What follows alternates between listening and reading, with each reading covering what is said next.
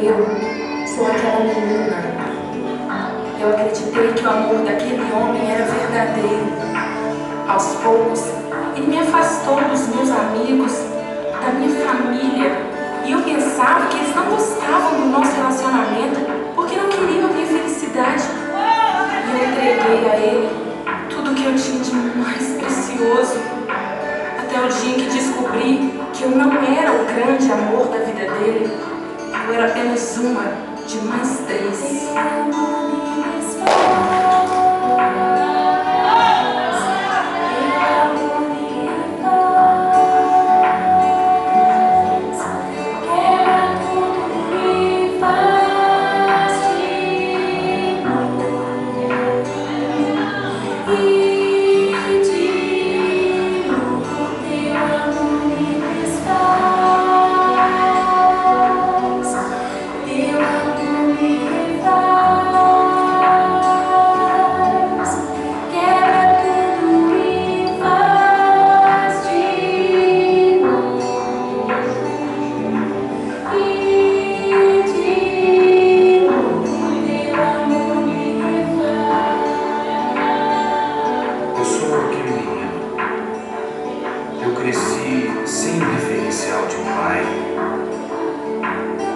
Como me fez falta um ombro amigo, alguém importante que pudesse me ensinar aonde ir, o que fazer, alguém que estivesse ali por mim.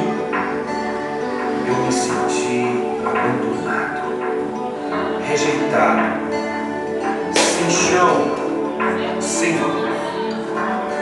Por quê? Por que comigo? Eu era tão pequena. Por que ele me tomou assim? Eu me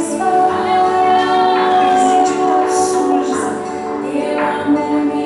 tão desprezível, indigna, tão usada.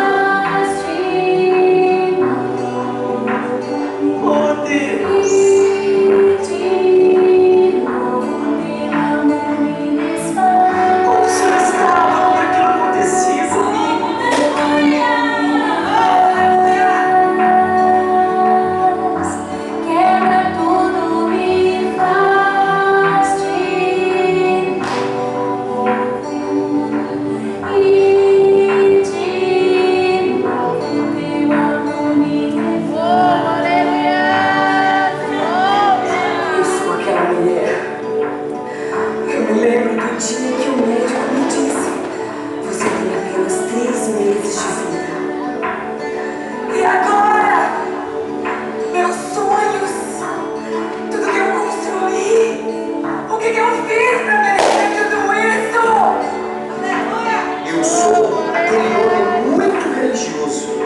Para mim, tudo tinha que estar perfeito.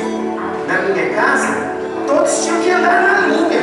Eu era muito rígido, comigo mesmo e principalmente com os outros. Até que um dia, eu caí.